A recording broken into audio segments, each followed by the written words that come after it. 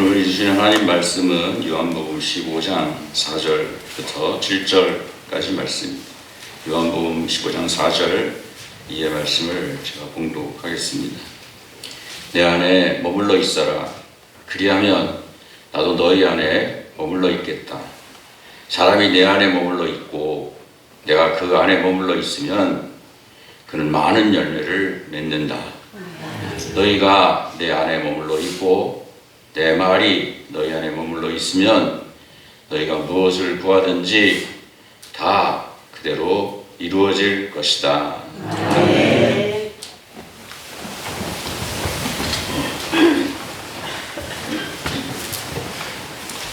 하나님께로는 복을 주시고 지켜주시며 또 늘 밝은 오를 대하시고 또 때를 따라 필요한 일 베푸시며 또 보여에 보시고 평안을 주기를 빕니다.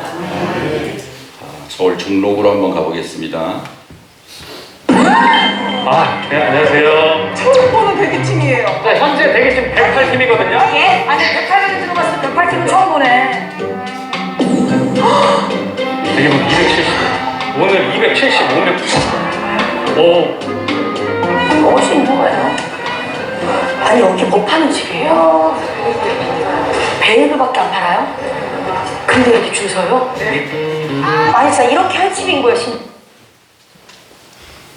예, 런던 베이글 뮤지엄이라는 제과점입니다. 이 제과점에서는 베이글을 팝니다. 저는 먹어본 적은 없는데 무슨 분들 보기 보면 겉은 쫄깃하고 바삭하고 안은 아주 촉촉하고 밀도가 높답니다. 그래서 여기다가 뭐 두툼한 크림치즈 정도 얹어 먹으면 한 끼 식사로 든든하다고 합니다. 대전으로 한번 가보겠습니다. 갈수록 줄이 늘어나는 것 같아요. 이 정도는 아니었는데 와 엄청나다 엄청나. 맨 앞에 계신 분한테 몇 시에 오셨는지 한번 물어보겠습니다. 안녕하세요. 몇 시에 오셨어요? 어제 11시 반이에요. 11시 반부터 여기 서 계셨어요? 아니 그냥 아래에서 지하에서 낯선다고. 어디서 오셨어요? 저 서현 쪽에 붙은다. 분당에서 오셨어요? 이제 5분밖에 안 남았네요. 축하드립니다. 예.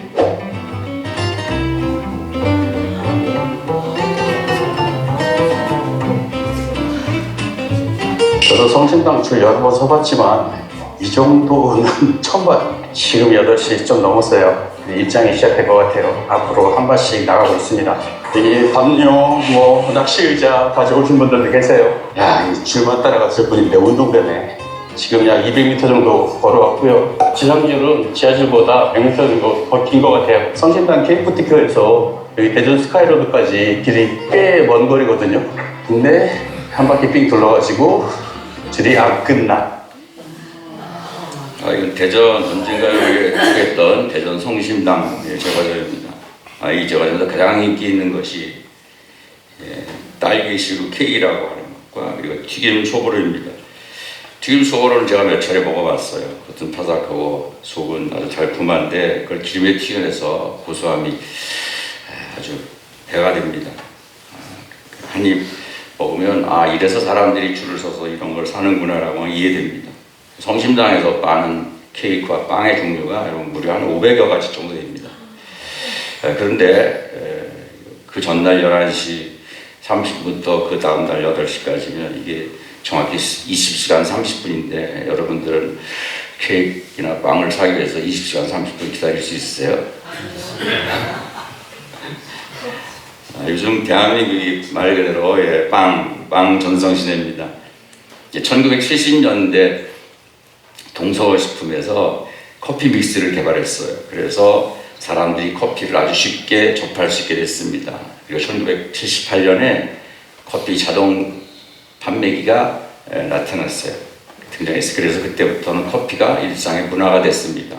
그리고 1996년에 스타벅스라고 하는 커피 전문점이 생겼습니다. 그래서 그때부터 사람들이 그냥 대충 일반적인 커피가 아니라 원두 커피 또 에스프레소 같이 이렇게 한창 업그레이드된 그런 커피를 마시고 즐길 수 있게 됐습니다. 그러다가 몇 년 전부터는 카페에서 빵을 팔기 시작했습니다. 베이커리 카페가 생기는데 이게 급속도로 전국 확산돼서 우리나라에 엄청나게 많이 생겼습니다. 그래서 요즘은 커피를 마시러 가기보다 다양하고 특색 있는 빵을 먹으러 카페 가고 그런 카페가 인기가 있습니다. 성지순례 그런 말에 빗대어서 빵지순례라는 말이 생겼습니다. 그리고 요즘 이 난리죠 난리. 두바이 쫀득 쿠키, 두쫀쿠. 이것 때문에 뭐 정적으로 난리가 나서 이 안에 들어가는 피스타치오가 마트에 동이 났습니다. 그래가지고 피스타치오 구하기도 어렵고 값도 왕창 올랐답니다. 자, 사람들이 이처럼 맛있는 빵을 먹기 위해서 아주 멀리도 일부러 가고 또 오랫동안 기다려서 먹고 그럽니다. 근데 이런 걸 먹으면 그렇죠, 기분이 좋아지겠죠. 그리고 그 어떤 성취감도 있을 것이고 그리고 만족감도 있을 것이고 그리고 그에 따라오는 행복도 있을 것이고 또 그리고 그런 것이 또 아름다운 추억으로 남을 수도 있습니다. 근데 그런 것들이 결코 오래 가지는 않습니다. 그래서 또 다시 찾게 되고 그리고 또 찾아서 먹다 보면 또 오래 먹다 보면 또 실증이 나니까 또 다른 것을 찾게 되고 뿐만 아니라 성심당에서 만드는 빵들이 아무리 맛있고 런던 베이글 뮤지엄에서 만드는 베이글이 아무리 맛있다고 하더라도 그걸로 몇 끼를 때울 수는 없습니다. 그러나 우리가 알아야 할 게 하나 있습니다. 그게 뭐냐면 페이스북이나 뭐 SNS도 단톡방에 글이나 사진을 아주 자주 올리는 사람들이 있는데 대부분 그런 사람들은 이제 인정받고 싶고 그런 욕구가 있거나 또 외로우거나 또는 소속감이 부족하거나 또는 자존감이 불안하기 때문입니다. 이런 현상들을 심리학에서는 여러 가지로 설명하고 있는데 이게 외적 인정 욕구는 뭐냐 하면 좋아요 라는 댓글을 받으면 자기 존재와 가치를 확인할 수 있기 때문에 그런 거예요.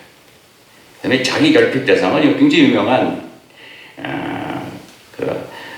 제임스 코핫이라고 하는 정신분석학자 얘기한 건데 이게 뭐냐 하면 지금까지 자라오면서 또 그리고 다른 사람과 관계성 속에서 충분히 인정받지 못하고 공감받지 못했기 때문에 이런 걸 한다는 거예요. 아주 간단히 얘기하면 나 좀 봐달라 그런 거라는 거예요. 그리고 공허감 보상 행동은 내면의 공허 또 불안 또 무의미한 것들을 어떤 행동으로 채워보려고 하는 것. 이런 사람들은 쇼핑도 막 쓰지도 않는 것만 하고 음식도 과다하게 먹고 그렇습니다. 정체성 확증 요구는 뭐냐면 나는 이런 사람이다 라고 하는 걸 끊임없이 보여주고 그걸 확인하려고 하는 욕구라는 거예요. 그리고 소외 불안은 뭐냐면 혼자만 소외될까봐 불안해서 그런 걸 막 올리고 그런다는 거예요. 그러니까 오랜 시간 기다려서 케이크나 빵을 사는 것도 인생에 그리고 마음에 뭔가 채워지지 않는 게 있어서 그러는 거예요. 그러니까 그 긴 시간 기다려서 그걸 채워보려고 그런 식으로 그런 형태로 그런데 그렇게 오랫동안 기다려서 그걸 먹었다 하더라도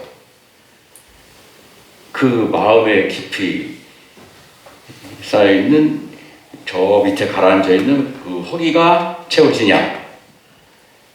그건 아니에요. 아무리 먹어도 아무리 많이 먹어도 인생의 허기를 채울 수는 없어요. 여러분 인생은요 사람은 항상 배고파요. 이 배가 고픈 게 아니라 사랑받고 싶은 배고픔이 있고요. 인정받고 싶은 배고픔이 있고요.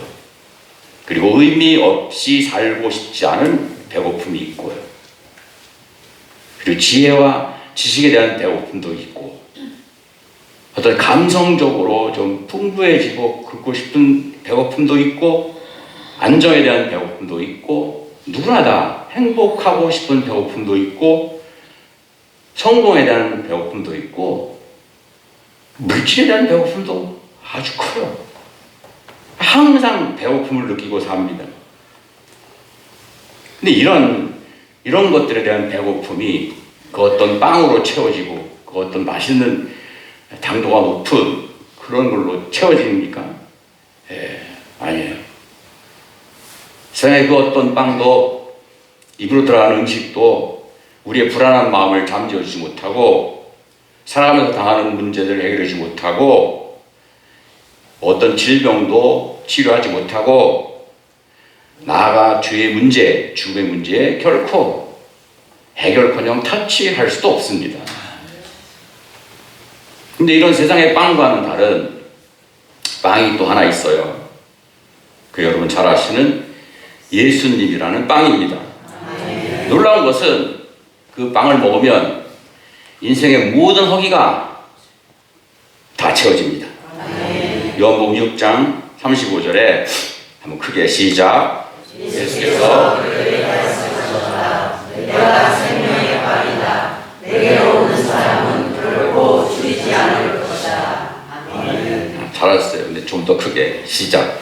예수께서 그들에게 말씀하셨다. 내가 생명의 빵이다. 내게로 오는 사람은 결코 줄이지 않을 것이다. 아멘. 예수님이 직접 자기는 빵이라고 말씀하셨어요.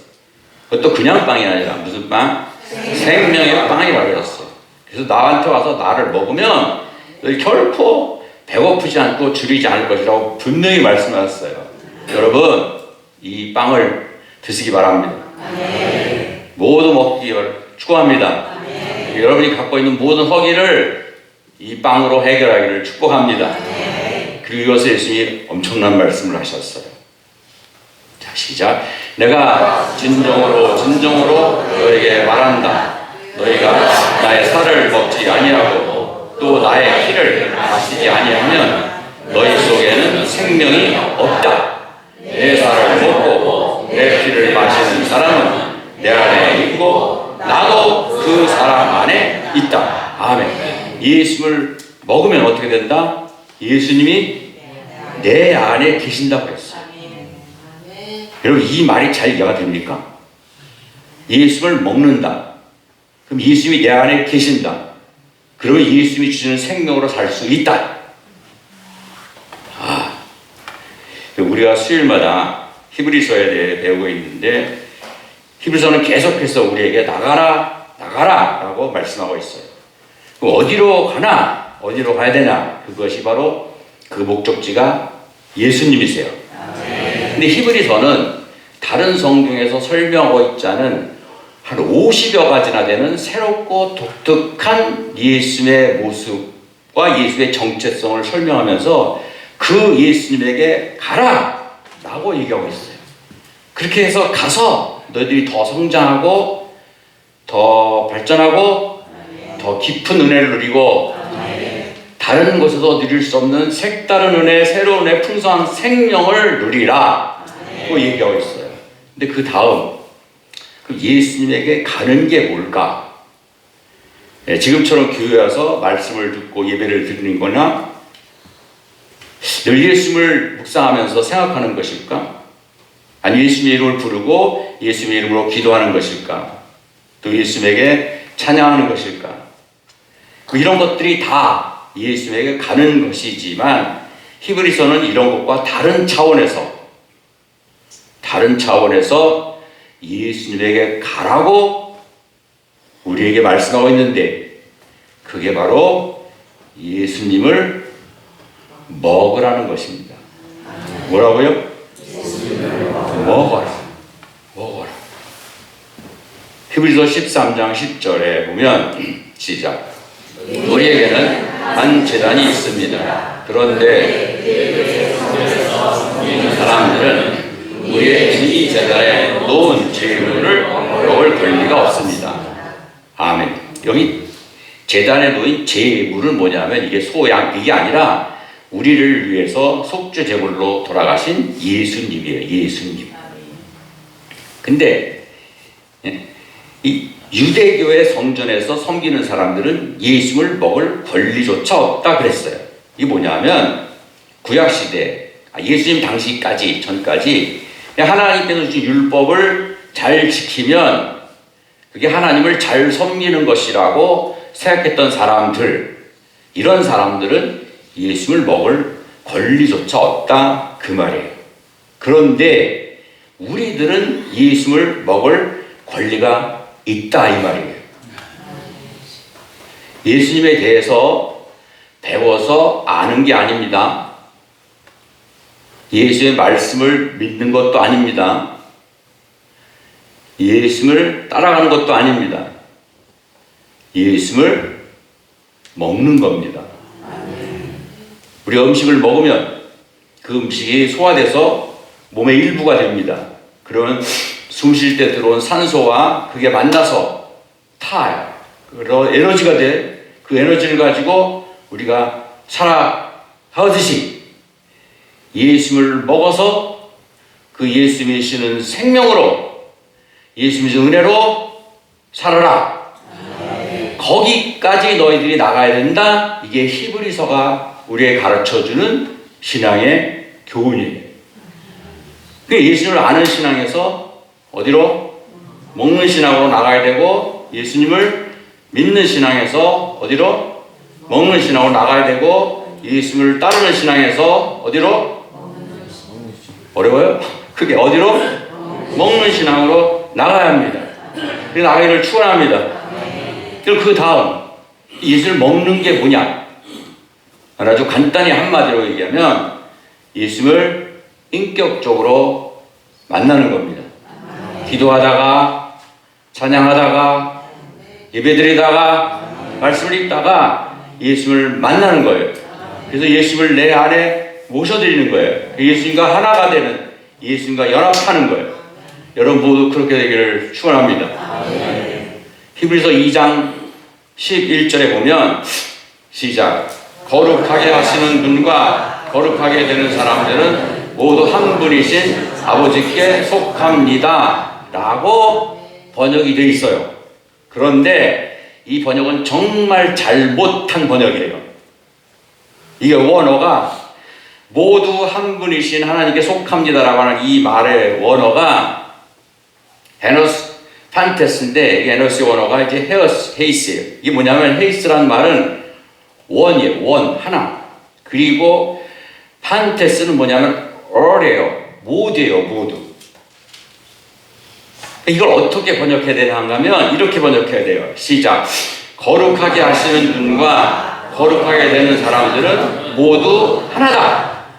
그렇게 번역을 해야 돼요. 이게 맞는 번역이에요. 그런데 자, 거룩하게 하시는 분은 누구죠? 거룩하게 하시는 분이 누구예요?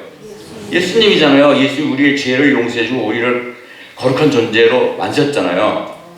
다시 거룩하게 하시는 분은 누구예요? 예수님. 그럼 거룩하게 되는 사람은 누구예요? 나죠. 나. 우리예요. 우리. 근데 거룩하게 하시는 예수님과 거룩하게 된 내가, 여러분 모두가 다 하나다.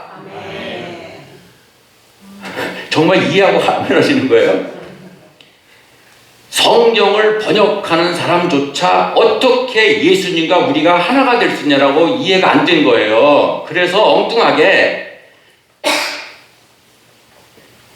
하나님 안에서 거룩하게 하시는 분 예수님과 우리가 하나다 이렇게 번역을 해버린 겁니다. 아니 성경을 해석하고 성경을 번역하는 사람이 뭐 신학적인 깊이가 없어요. 성경에 대한 깊이가 없으니까. 그런데 하나님 뭐라고 말씀하셨는가 하면요. 다시 시작. 거룩하게 하시는 분과 거룩하게 되는 사람들은 모두 하나다 라고 분명히 말씀하셨어요. 이걸 바꿔서 읽을 겁니다. 예수님과 나는 하나다. 이게 다시 그게 시작. 예수님과 나는 하나다. 자, 솔직히 생각해 보세요.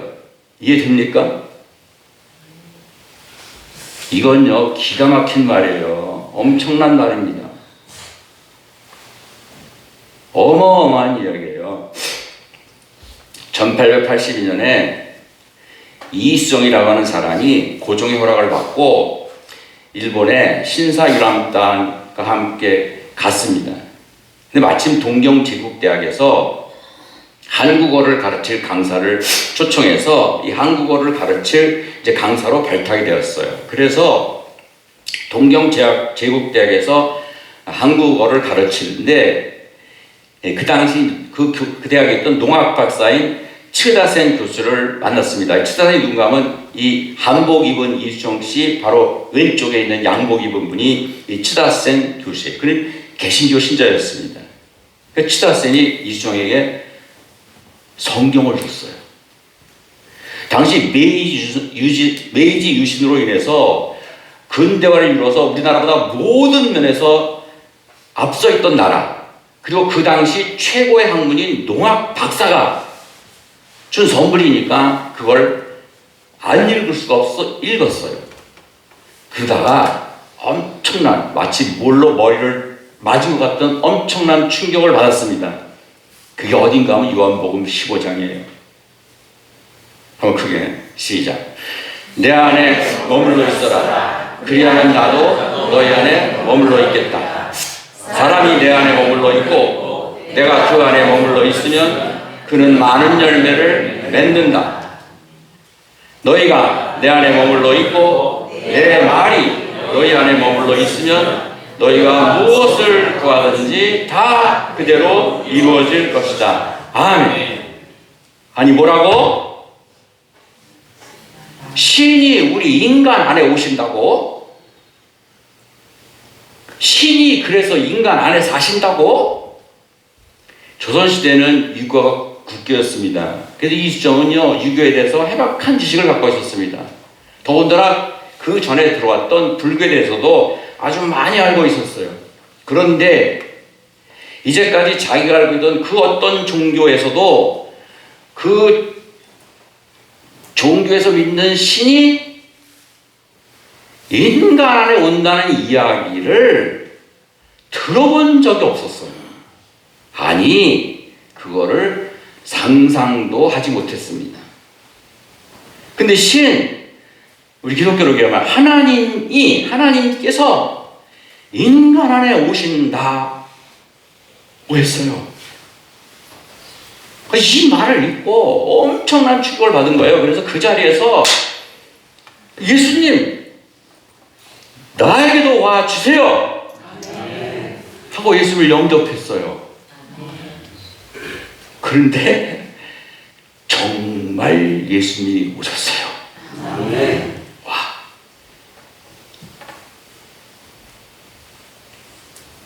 그래 세례를 받고 개신교인이 됐어요. 생각해보니까 우리나라가 사는 길은 기독교의 복음과 예수를 믿는 것밖에 없다고 생각해서 미국의 교회에 우리나라 조선에 선교사를 보내주세요라고 편지를 썼습니다. 그 편지가 The Illustrated Christian Weekly라고 하는 잡지 1884년 1월호에 실렸어요.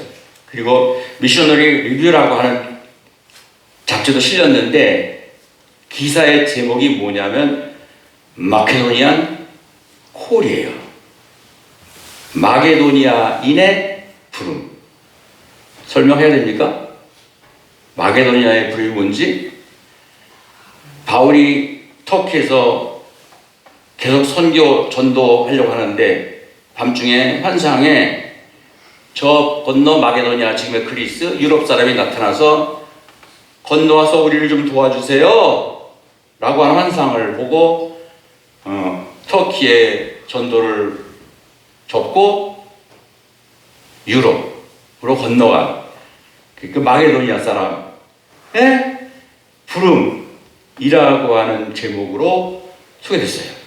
그리고 이를 계기로 미국 북장로교회 해외 선교부에서 언더우드 목사님을 한국 선교사로 보냈습니다.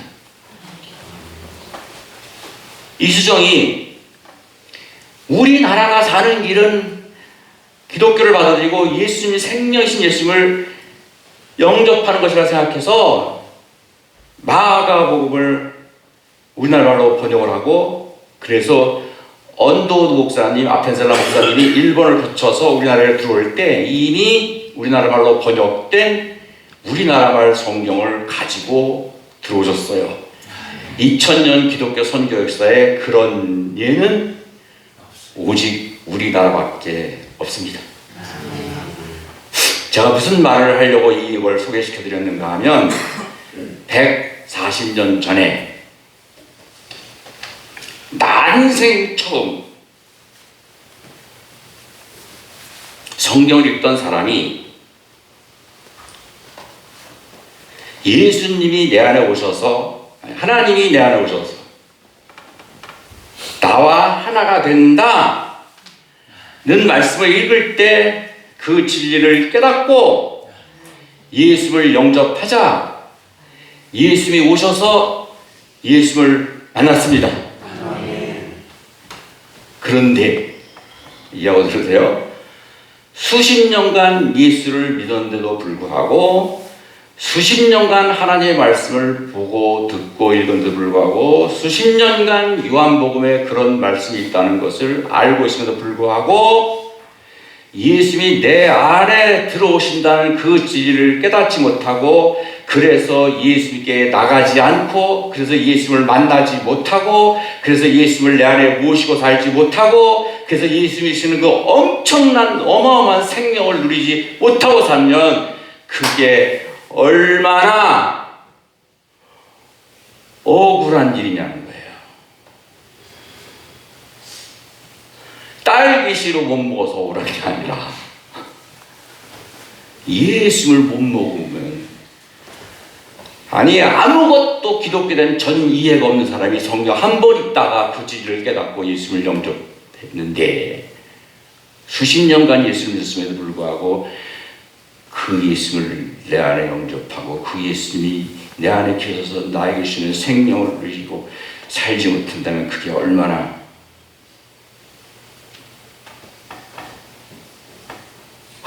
미련하고 얼마나 억울한 일이냐는 거예요.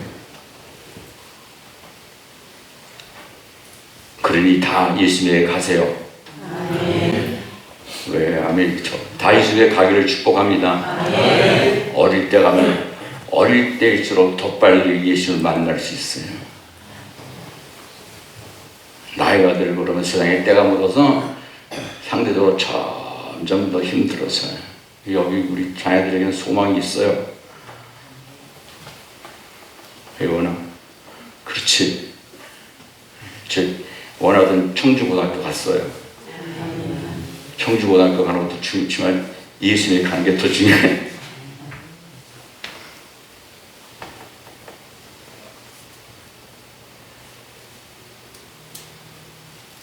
한번 생각해 보세요. 끝도 없이 이어진 줄에 그 많은 사람들이 아니 먹으면 곧 허기질 케이크 하나 빵 하나를 얻기 위해서 20시간 이상을 줄 서서 추운 겨울에 밖에서 기다리는데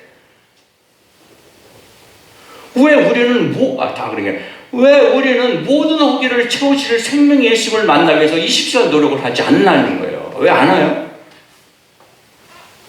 아니 더도 말도 20시간만 기도하고 20시간만 찬양하고 20시간 말씀을 듣고 20시간만 하나님 매달리면요 하나님을 만나지 못할 사람 아무도 없어요. 아무도 없어요.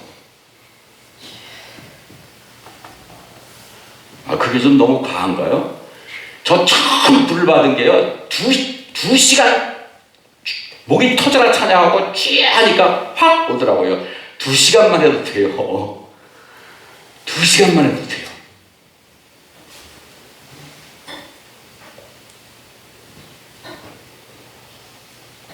하나님께서 나를 간절히 찾는 사람을 내가 만나준다고 분명히 말씀하셨습니다.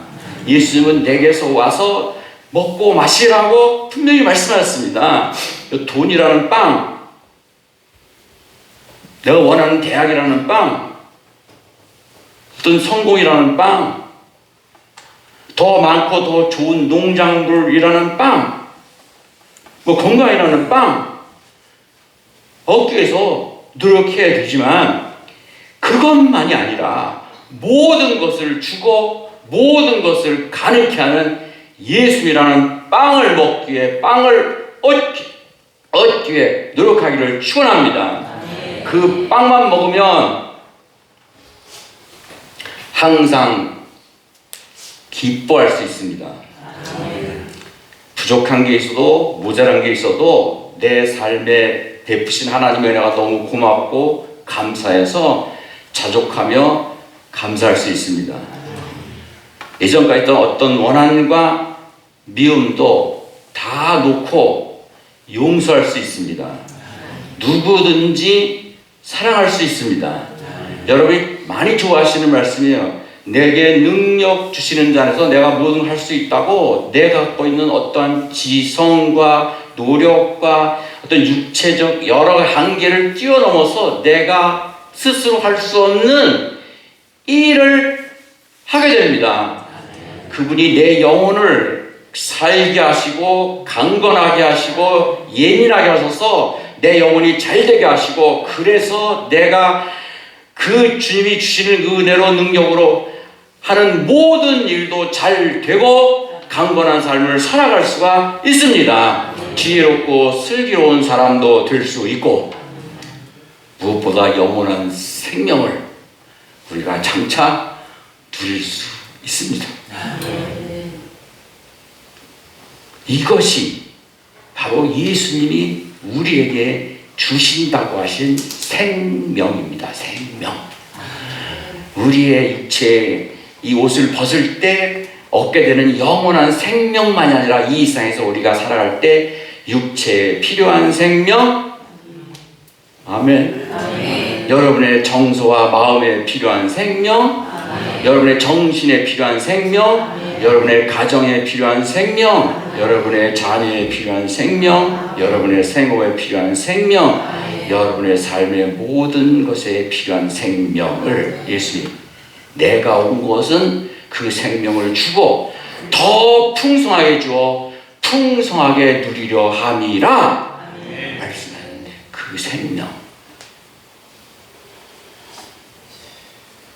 그 생명을 여러분이 진짜 제대로 누리고 살기를 축원합니다. 생명의 빵이신 예수님을 존경하는데 드십시오 했어요. 예수님의 입장에서 먹어라 먹어라 먹어라 그렇게 하셨죠. 와서 먹어라 그러셨잖아요. 생명의 빵이신 예수님을 여러분이 드시기 바랍니다. 드시기를 축원합니다. 그래서 이런 생명을 누리며 살기를 축복합니다.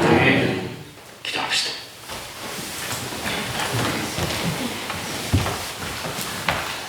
하나님, 입에 맛있고